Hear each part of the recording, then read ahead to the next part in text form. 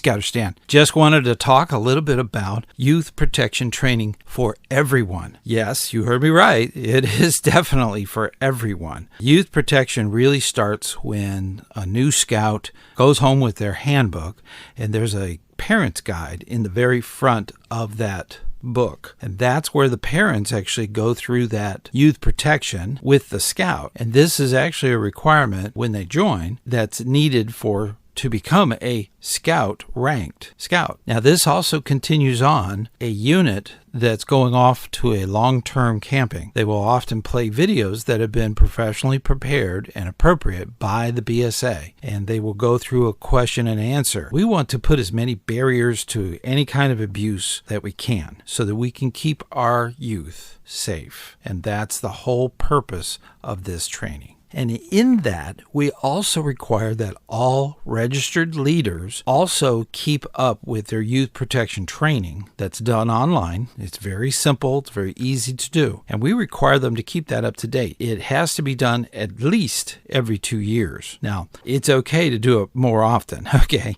That way you can keep up with all of the changes and things that are going on with that training. Additionally, parents should be highly encouraged to take part in that training. This serves in many different ways. The very first way is that they get to understand what we are going on and on about as far as youth protection. This gives them all of the information that they need to make sure that leaders are doing what they are required to do to keep this protection going. The second big thing is that once parents are trained and they have that certificate, they can go on campouts. They can help the leadership.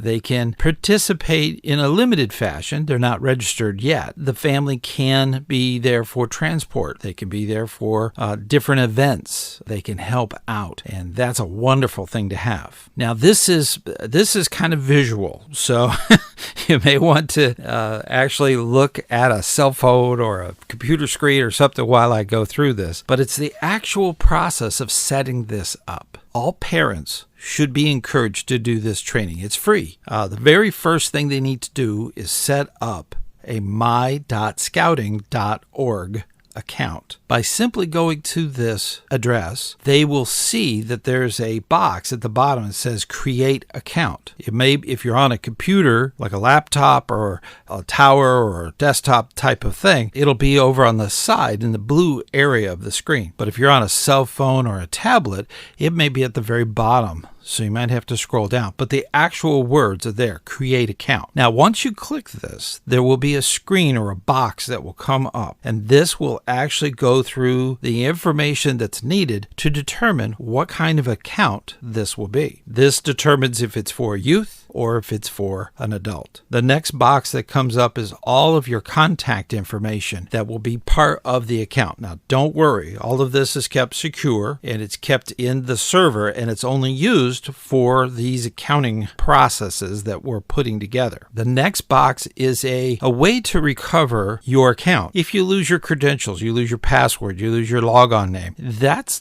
bad. We want to make sure that you keep track of all of your records. There is what they call secret questions and answers.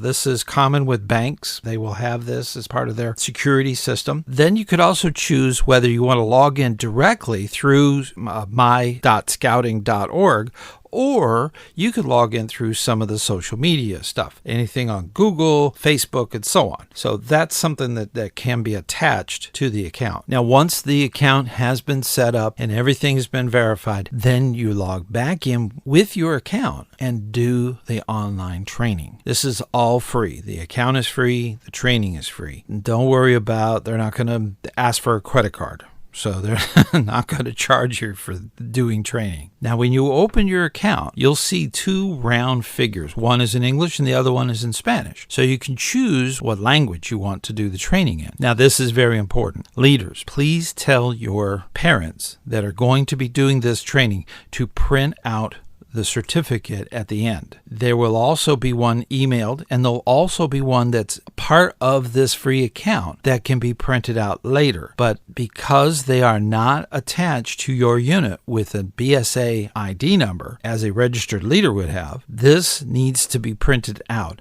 It's the only way that a unit can actually track which parents have done this training. Now, down the road, if the parent decides that they want to be part of the leadership core of the unit, they can do the application and all of that stuff and have their youth protection certificate as part of that. And they can then log back into their personal account and make it a unit account by adding their ID number later once they are registered as a leader. What is interesting is that youth protection even goes into camps, and the camp director of all camps that's gone through camp school will actually do a barriers to abuse or youth type of youth protection training with their youth staff. Now, this is something that is done in the camps just to remind the youth what to look out for, what are the barriers that we need to put in so that no one feels abused. And that is extremely important.